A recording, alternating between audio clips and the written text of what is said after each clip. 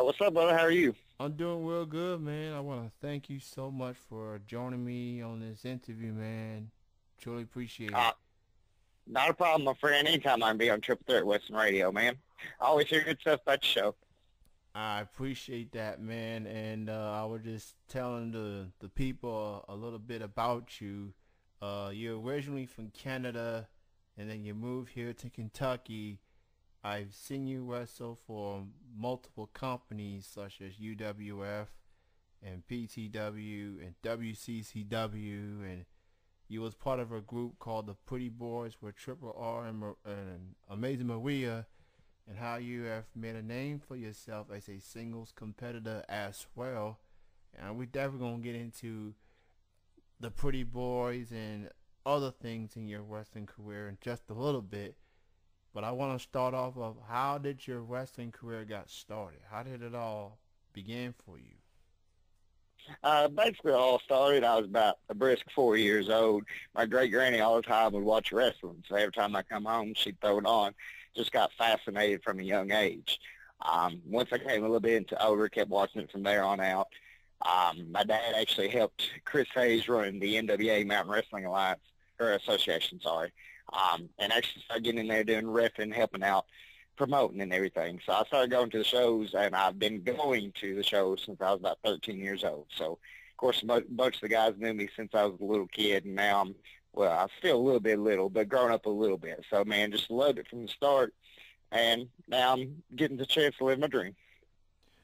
And considering that you lived in Canada, Canada has developed a lot of big name wrestlers throughout the years, or better yet, throughout the decades, from the Hearts, from Jericho to Edge to Christian to Trish Stratus, Angelina Love.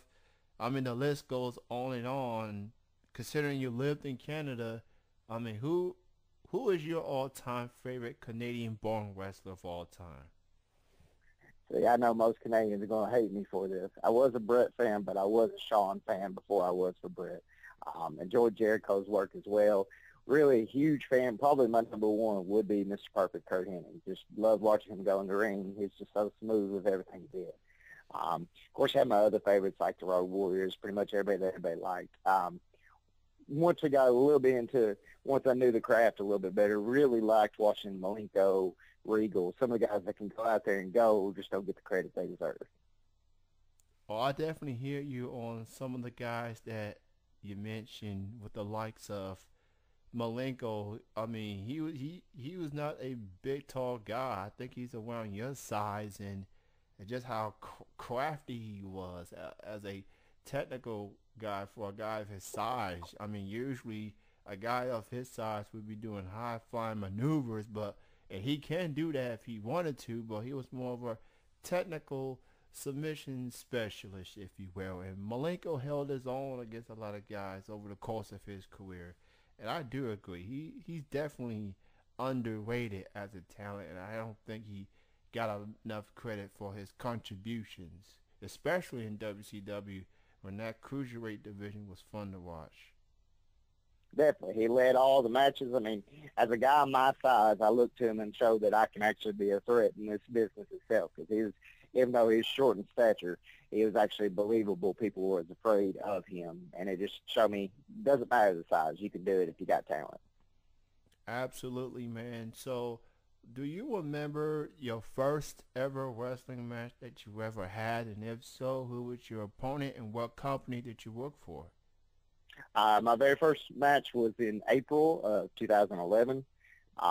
Worked against Dirty Chris Hayes in my first match, and actually ended up winning that. Coming back later on that night, teamed with Jack Blake against Max Sled and Bobby Blade, and ended up winning the tag titles in the same night. So I beat the owner of the company and won the tag titles in my debut.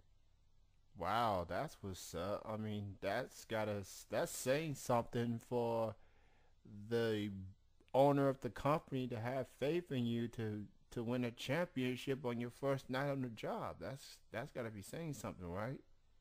Yeah, definitely. I grew up around him.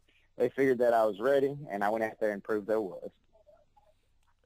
All right, so I seen you wrestle on many occasions. You're quite the talent, and you definitely have embraced being a heel. I mean, you just ooze with confidence when you just go out there and make your entrance to the ring, and fans, they be saying a lot of mean stuff about you, man. And look, I cheer for you. I'll be one of the few people cheering for you. And I mean, I mean, you an entertainer, and you know fans are always gonna say stuff, no matter if you're good or bad. But I mean, how do you just avoid that frustration towards people and you just stick to the character when fans could say anything and you're still doing your job? I mean, how do you handle your emotions when fans saying stuff about you? I mean, ever since I grew up, I've always kind of been the clown, not afraid to throw out insults, kind of joking around with my buddies. And I just found that I'm confident in everything I do. I don't do it if I'm not confident in it. So I went out there and I don't play a character. What you see is what you got. It's me. It may be amped up, but it's the same thing. It's me.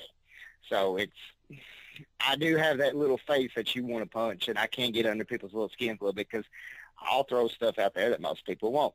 Some people think is a little too controversial to say. I'll throw it out there because I think in that situation, anything is on board. I've paid for it a couple times. Within the first year in the business, had a switchblade pulled on me. Had it happen again about a year ago again. So, if you induce a riot or two, it comes with the job. Oh, it definitely is, and from as a wrestler, you gotta have thick skin, not just towards the fans, but with your fellow peers, because I mean, you got veterans, you got up and comers. You don't know what people may be thinking, or what they saying, or what they feel, things like that, and I guess you gotta pull with the punches, and like I said, man, you are quite the talent. And I don't think you get a lot of credit for what you have done and what you have been able to accomplish. I mean, your character is off the charts. And do you feel that because of your character, because of how big of a reaction you get, you feel people maybe don't give you the credit for your in-ring ability? I do feel so in a little bit of way. I know that the people that I want for sure to believe me. I've got a close knit of friends that do believe in me. I think it's finally coming towards that everybody else can see what I do. Every single night that I go out there, my goal is to steal the show, regardless if there's 10 people out there or if there's 350.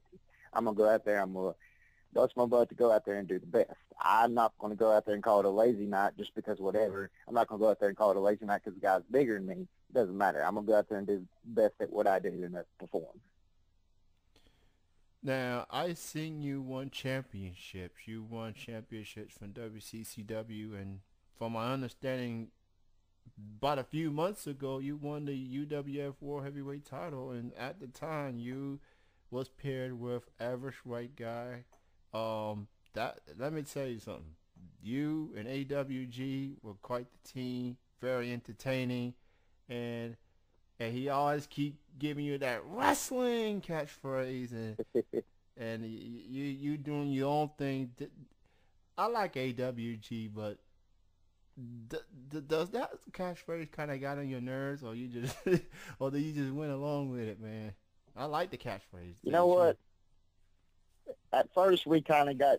Go ahead, sir. Yeah. So what I was asking is that wrestling catchphrase. Like, how did you really feel about it? That's what I want to ask. At first when I seen him doing it on his own, it kind of annoyed me. I'd sit in the back and I'd hear that trying to concentrate on what I'm doing.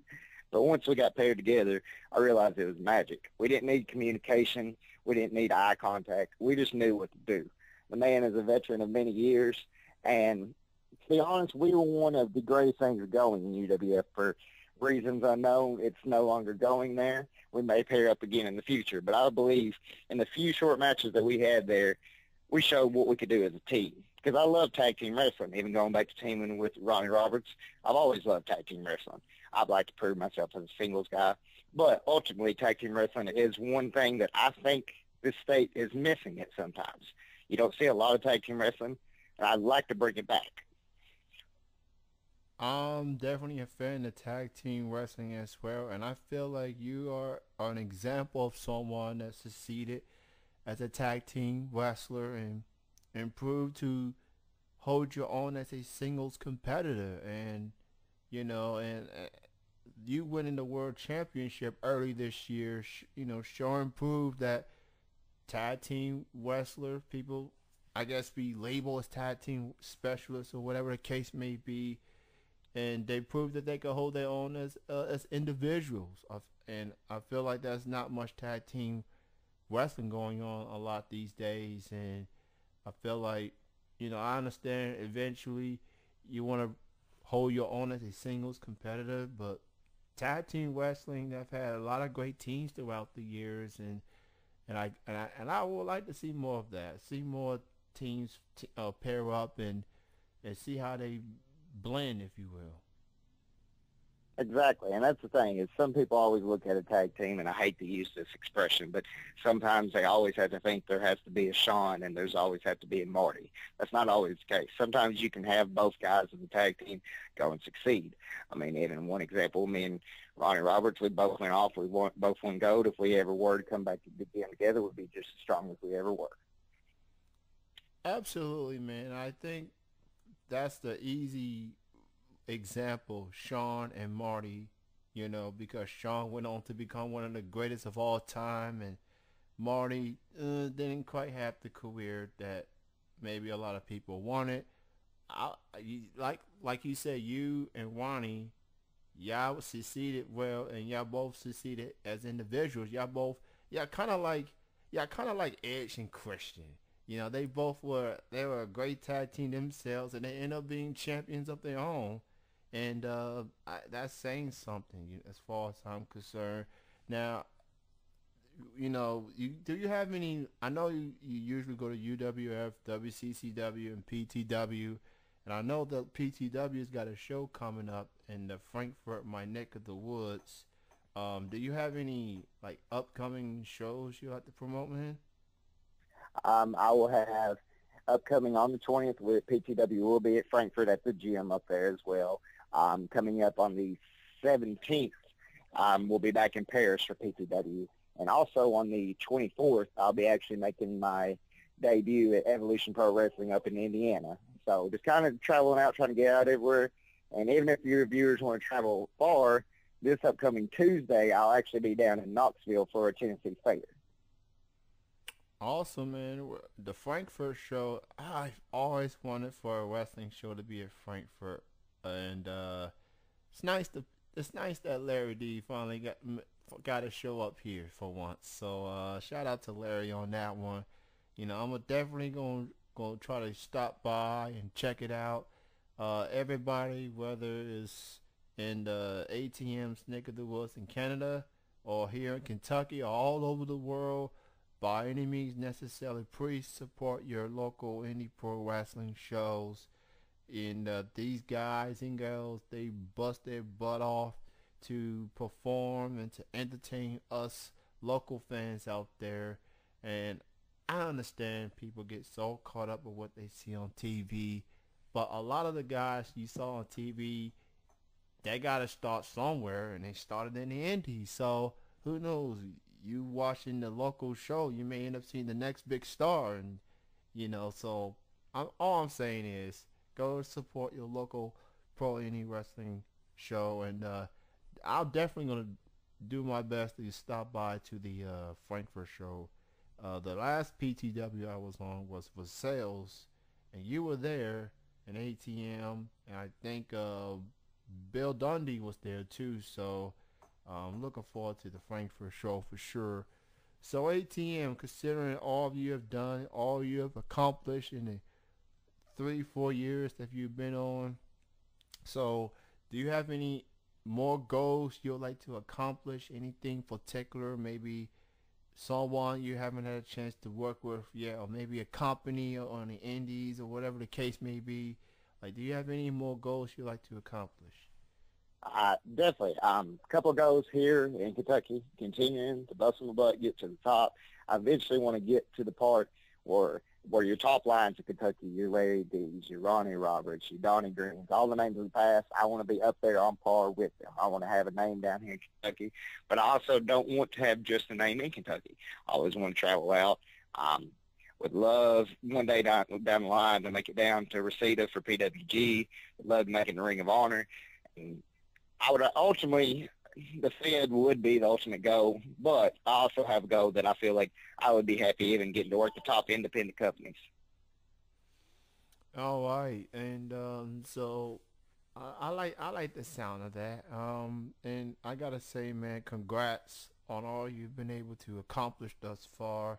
And I want to take this time and again thank you for being on the show.